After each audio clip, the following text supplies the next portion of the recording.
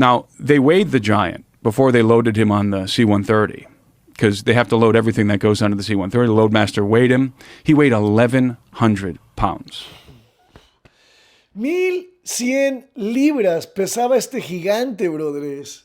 1,100 libras. O sea, más de lo que pesa un carro. O casi lo que pesa un carro.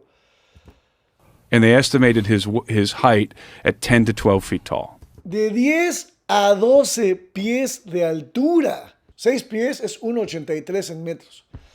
12 pies sería como 3 metros y medio, brothers. El gigante este. Brothers y brothercitas, el Pentágono, según este ex militar, nos va a platicar que están escondiendo la verdadera realidad de que hay gigantes, hay civilización de gigantes en Afganistán. O sea, nada más nos faltaba que hubiera esto, gigantes en Afganistán. Olvídense de los aliens, de los marcianos, de no. Gigantes. Y que están ocultándonos, el gobierno americano nos está ocultando esta verdad. Chequen esto. He asked the Marines, what happened? Where did this guy come from? And they told him that they had heard that there was a team that was out in Afghanistan that was looking for Taliban or something. Déjenme les digo que está en el programa de Joe Rogan. O sea, no está en cualquier podcast que puede decir mentiras. No. Está con Joe Rogan. And they came upon a cave because there was a nearby village, and the villagers were bringing food and other artifacts to the mouth of this cave. And so they thought that they're aiding and abetting the Taliban. So they went into the cave, and rather than encountering the Taliban, what they found was this enormous humanoid who killed them all. And then, according to these soldiers, they deployed another team to go look for that team. And when they found the cave, they found the traces of that other team. They were ready, they were prepared, and they were able to kill the giant. In fact, the soldiers told the pilot that the giant was eating on members of the team who had killed previously. ¿Oyeron eso? Estaban en Afganistán, la gente le llevaba comida a esta cueva. Los Marines, los soldados americanos, se dieron cuenta, fueron a ver la cueva y de repente los Marines desaparecieron. Hubo algunos que salieron y dijeron que había un gigante ahí adentro que les llevaban comida a los del pueblo. Entonces, otro grupo de Marines fue a buscar al grupo que había entrado y que nunca salió. Y cuando llegaron ahí, se dieron cuenta que el gigante, ellos iban preparados para darle la maíz. El gigante estaba comiéndose a los soldados. Existe un gigante, existe una civilización de gigantes, lo que va a decir, allá en Afganistán, y no nos quieren decir, chequen. But these new guys, they took him down, and then they had a transport helicopter come in and airlift him to Bagram.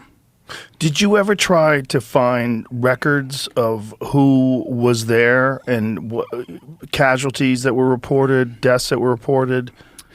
It's very difficult. The Pentagon actually released a statement some years ago, which was bizarre to me. You know, basically saying, in paraphrasing, the Kandahar giant incident never happened. There was never a giant that was killed in Afghanistan. The Pentagon? So yeah, it was a representative. It was like a spokesman from the Pentagon or something, or a release from the Pentagon.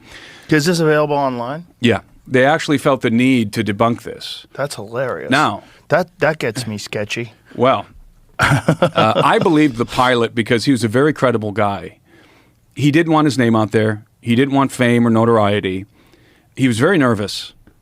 He thought there's a good chance that they're going to recognize me by my voice. He was on Coast to Coast AM, and then he's on in our documentary. There's a good chance I'm going to get recognized, and there's going to be some reprisal. He was nervous.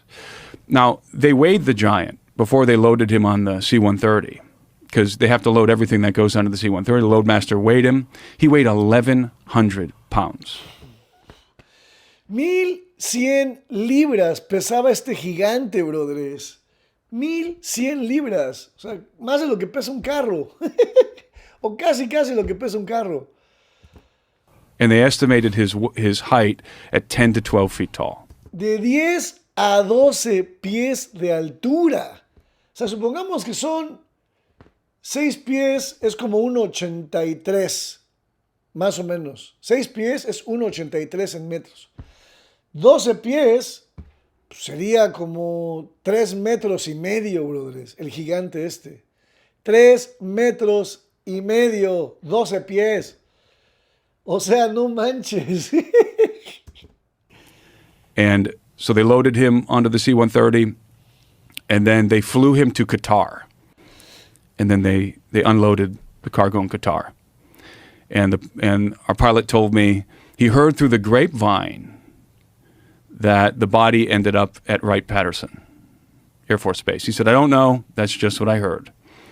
So this is a first-hand account from the C-130 pilot who flew the body himself from Bagram Airfield to Qatar. Why does all the weird shit go to Wright-Patterson? That's a good question. Because that's where the weird shit goes. Wright-Patterson used to have the Blue Room. I don't know if they still have it, but they used to have a room there called the Blue Room where they had all of the alien artifacts that had been recovered and that they were studying. And it was completely off limits to anybody except for people who had access, the very few who had access. And but the Kandahar Giant, that story, a colleague of mine, L.A. Marsuli, he had another guy come to him, a different guy. We interviewed the pilot, Steve and I. L.A. had another guy come to him that was, I can't remember the details, he was a special forces guy. He had firsthand knowledge of the event as well. And we're not sure if it's the same one or a different one. If there was just one incident with the Giants or if there were multiple incidents. Now, years later, this would be just a couple of years ago because we published that film, I think, back in 2016. But just a couple of years ago, and I do have to be very careful here, I ran into a gentleman who was very high up, let's say, in the operations happening out there during the Iraq War and in Afghanistan. And this individual he'd flown a lot of missions, and he was a commander. And I asked him, we were having a casual conversation, and he starts to walk away, and I said, hey, you were in flying missions in Afghanistan. I said, have you ever heard about the Kandahar Giant?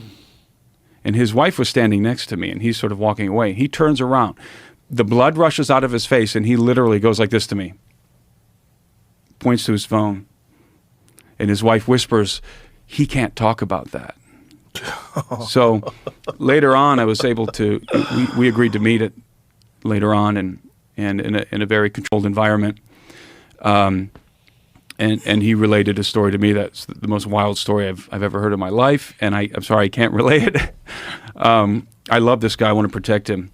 But it's not the giant of Kandahar. It's the giants of Kandahar. There's more than one. The military has known about it.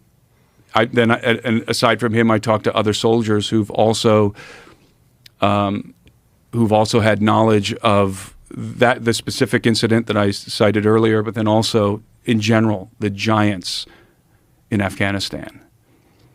And I have a friend of mine who I met some years ago. Actually, I was with Lou Elizondo at Lou's Bar in Wyoming, and there was a friend of Lou's who's now a friend of mine there, and we were talking about the Kandahar Giant. I was just telling him the story I told you, and he just couldn't believe it. He thought, this is nuts. This is crazy. And I said, okay, do something for me. Next time you're talking to somebody in government or in the military who you think maybe might know something about this, bring it up. See what happens. So he called me one day and he said, Tim, you're not going to believe it. He said, I was talking to, I have to be very careful here too. He said, I was talking to a certain individual who works for a senator. He's a staffer. I believe he's a chief of staff for the senator, or at the very least an advisor. And he's got a military background, special forces. And he said, I was sitting there, we're really good friends. He said, we're having a casual conversation, as we always do. And just in the midst of this conversation, I said, hey, what do you know about the Kandahar Giant?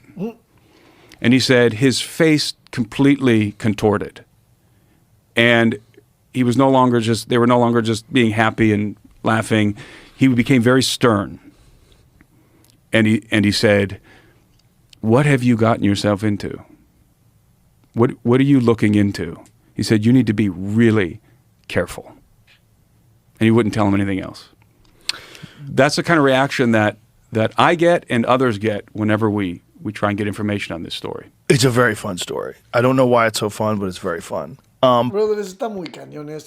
O sea, estos son el tipo de cosas que nos esconde de repente el ejército, el gobierno, todo esto, y no sabemos realmente lo que hay afuera de nuestro mundo. O sea, creemos que lo sabemos todo, que conocemos el universo. No conocemos ni lo que hay en el fondo de nuestros océanos. No conocemos ni siquiera todo lo que tiene nuestro planeta. ¿Qué hay adentro de nuestro planeta, abajo, en las capas de adentro? O sea, no conocemos nada realmente, nada. A pesar de que sabemos mucho, es nada. Esto es nuevo, o sea, yo nunca había oído esto. Y dicen que hay una civilización, que hay muchos de esos. Díganme qué piensan, los veo en los comentarios, chavitos. Esto está de locos. Suscríbanse, compartan. Los amo.